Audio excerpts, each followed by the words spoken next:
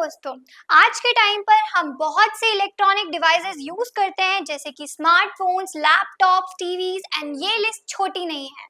लेकिन क्या आपने कभी सोचा है कि ये सब प्रोडक्ट्स जब पुराने हो जाते हैं तो इनका क्या होता है? इंडिया में रोज लाखों टन तक वेस्ट जनरेट होता है और इसमें सबसे ज्यादा हमारा ई वेस्ट भी होता है। इसके बचाव के लिए गवर्नमेंट ने भी एक रूल लॉन्च करा है जिसको हम बोलते हैं ईपीआर। ईपीआर की फुल फॉर्म होती है एक्सटेंडेड प्रोड्यूसर्स रिस्पॉन्सिबिलिटी। तो आज हम समझेंगे कि what is EPR, EPR certificate क्या होता है, इसे कैसे अप्लाई कर सकते हैं और कौन कौन अप्लाई कर सकता है। और आज हम ये भी जानेंगे कि इस चीज के लिए आप क्या क्या डॉक्यूमेंट्स यूज कर सकते हैं। सबसे पहले हम बेसिक्स को क्लियर करते हैं।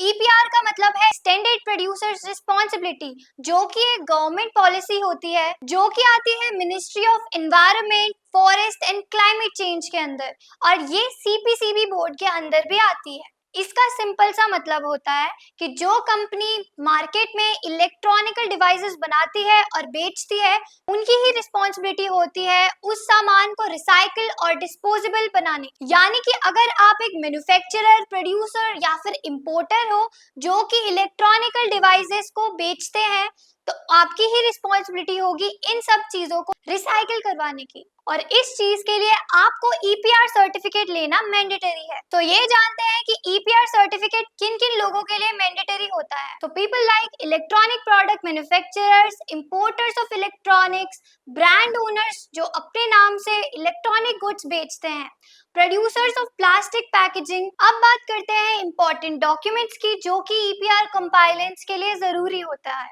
Documents like company incorporation certificate, pan card of company, IEC code, authorization letter, details of product and BIS certificate, copy of agreement with authorized recyclers, e-waste management plan. ये डॉक्यूमेंट्स आप ready रखो और आपका process भी smooth हो जाएगा। चलिए अब देखते हैं ईपीआर सर्टिफिकेशन को अप्लाई करने का प्रोसेस। सभी कंपनियों की तरह आपको भी सबसे पहले तो डॉक्यूमेंट्स प्रिपेयर करने पड़ते हैं फॉर द ईपीआर रजिस्ट्रेशन। उसके बाद आपको सीपीसीबी बोर्ड की ऑफिशियल वेबसाइट पर जाकर रजिस्ट्रेशन फिल करना पड़ता है। उसके बाद आपको रिलेटेड डॉक्यूमेंट्स फिलअप करने पड़ते हैं जैसे कि your business details, your product details etcetera. उसके बाद प्रोडक्ट के हिसाब से एक फीस फाइनलाइज करी जाती है। हर एक प्रोडक्ट की फीस कैटेगरी अलग अलग होती है, तो पे according to that. Then CPCB board आपके डॉक्यूमेंट्स को वेरीफाई करता है और अगर कोई क्लैरिफिकेशन चाहिए होती है तो उसको क्लियर करनी पड़ती है। देन सब सही होने पर आपको भी ईपीआर सर्टिफिकेशन ग्रांट हो जाता है। उसके बाद आप लीगली अपने इलेक्ट्रॉनिक डिवाइसेस को मार्केट में बेच सकते हो और ई वेस्ट को ऑथराइज्ड रिसाइकलर्स के थ्रू मैनेज करने की जिम्मेदारी भी आपकी होती है।